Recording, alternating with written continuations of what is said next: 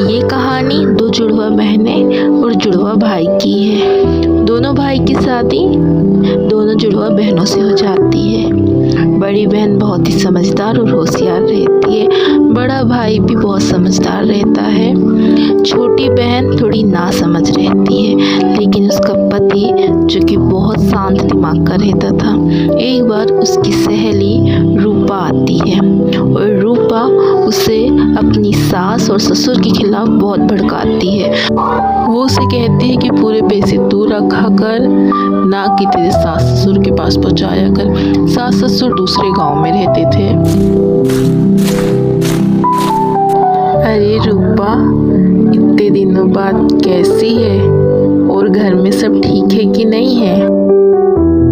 हाँ, मेरे घर में तो सब ठीक है, लेकिन लगता है तू ठीक नहीं है। तेरी हालत तो देख, ऐसा लग रहा है कि तू काम वाली बाई है बाई। अपनी हालात तो सुधार। देख रूपा, मेरे पास पैसे नहीं रह पाते। मेरा पति थोड़ा बहुत कमाता है, उसमें से भी घर खर्च चला जाता है, और जो बचते भी है वो मेरे सास ससुर के पास चले जाते हैं। वो दूसरे गांव में रहते हैं ना, इसलिए उनका भी खर्चा देखना पड़ता है।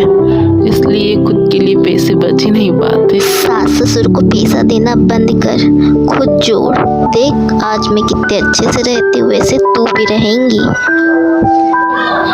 नहीं रूपा, ऐसा नहीं है। सास ससुर को हम थोड़े पैसे ही पहुंचाते हैं, आधे पैसे दीदी और जीजा जी भी पहुंचाते हैं। इसलिए मैं खुद के लिए पैसे नहीं बचा सकती। हाँ, पर थोड़ा बहुत मेरी जेब खर्च के लायक तो पैसा मिल जाता है।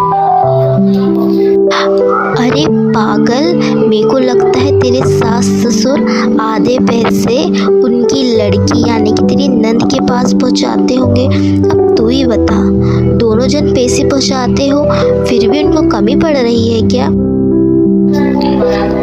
हाँ, वैसे ये बात तो है, हम दोनों तो पैसे पहुंचाते हैं। ना जाने उन दोनों इतने पैसे का करते क्या होंगे। आज ही मैं इनसे बात करती हूँ और अब मैं अपने लिए पैसे जोड़ूंगी। फिर थोड़ी ही देर बाद कुसुम का पति रवि आया।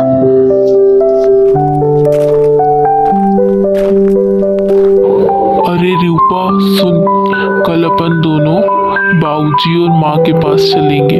थोड़े दिन उनके पास भी रहते हैं, उनको भी अच्छा लगेगा और तुझे भी अच्छा लगेगा। मैं कहीं नहीं जा रही हूँ, और तुम मेरी बात सुनो। अब से हम बाबूजी और माँ को पैसे नहीं पहुँचाएंगे। अब से हम खुद अपने लिए पैसे जोड़ेंगे। समझे ना तुम मेरी बातों को? क्या ये क्या बोल रही है तू? तेरा दिमाग तो ठीक है। माँ और बाबूजी को पैसे नहीं देंगे तो वो कैसे रहेंगे वहाँ? रवि कुसुम को पूरी बात समझा रहा था, लेकिन कुसुम गुस्से में आकर अपने रूम में सो गई। रवि को कुसुम की ये हरकत देखकर बहुत बुरा लगा, और वो बगल में उसकी बड़ी बहन यानी कि मनी के पास चला गया। मनी बहुत ही समझदार थी। मनी ने उसकी बात आराम से सुनी और उसे कहा, देखो भैया, वो थोड़ी जिद्दी है और नासमझ भी तो है ना, शायद किसी की बातों में आ गई होगी। मनी की बात सुनकर उसको थोड़ी शांति हुई, इसलिए वो सीधे अपने माँ बाबूजी के घर चला गया ताकि उनसे इस बारे में बात कर सके। वो कर भी क्या सकता था बेचारा, इसलिए वो अपने बाबूजी से बात करने चला गया।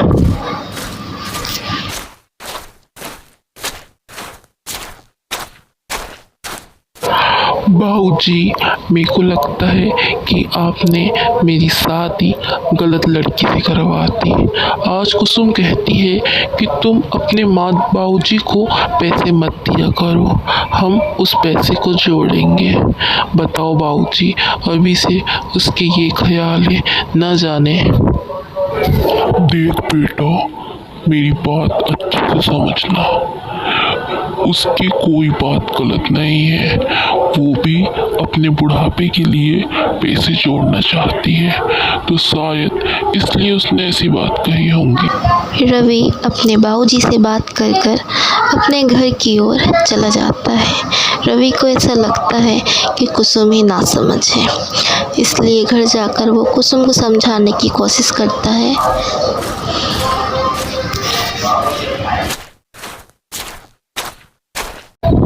अरे कुसुम, इधर आना जरा।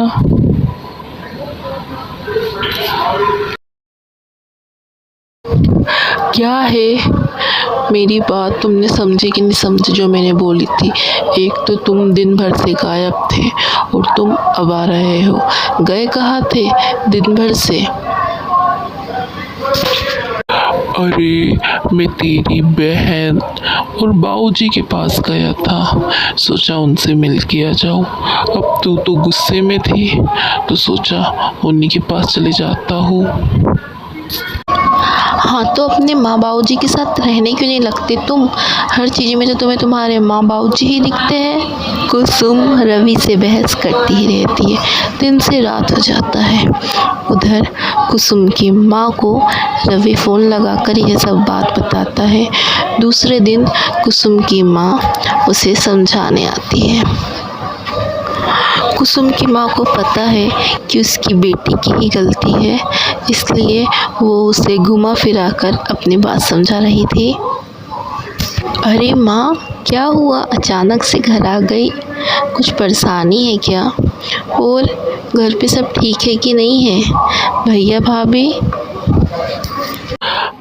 अरे बेटा, तुझे क्या बताऊँ, तेरी भाभी ने मुझे कल रात को घर से निकाल दिया था। कहती है हम इस बुढ़िया को पाल नहीं सकते। तू बता, ये कैसी की बहू लाई है मैंने, कुछ समझ ही नहीं आता। क्या भाभी ने ऐसा किया और भैया ने रोका भी नहीं? भाभी? नहीं बेटा, तेरे भाई ने भी उसे बिल्कुल नहीं रोका। उन दोनों को शर्म नहीं आई, अपनी माँ को इतनी रात पे घर से बाहर निकाल दिया। रात को मैं बगल में तेरी काकी के यहाँ सोई थी, सुबह उठकर तेरे पास आ गई। तू ही बता, क्या कोई अपनी सास ससुर की सेवा नहीं कर सकता? कुसुम को उसकी माँ धीरे धीरे ये बात समझा रही थी कि सास ससुर की सेवा करना बहुत ही ज़रूरी है। कुसुम भी अपनी माँ की बात सुन रही थी। कुसुम को अपनी गलती का एहसास हो चुका था। कुसुम अकेले में बैठकर ज़ोरों ज़ोरों से रोने लगी, मानो कुसुम को यह एहसास हो गया कि उसने बहुत बड़ा पाप किया था। शाम को उसका पति जब घर आया तब कुसुम ने उसे कहा,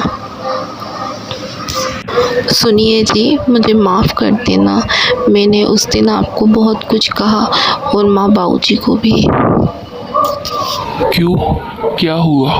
तू तो मना कर रही थी ना माँ बाबूजी को पैसे देने के लिए, अब क्यों माफ़ी मांग रही है? तेरी क्या गलती? तू ही तो सही कह रही है ना, पैसे जोड़ना चाहिए, माँ बाबूजी तो ऐसे ही रह लेंगे। नहीं, मुझे समझ आ चुका है, जब खुद पर बीतती है तब भी समझ आता है, इसलिए अब से मैं माँ बाबूजी को कभी कुछ नहीं बोलूँगी। चल, माँ जी को बुलाकर मैंने ये काम तो आसान कर दिया। मैंने कल तेरी माँ को फ़ोन लगाया था और उन्हें ये सब बात बताई ताकि तू समझ सके।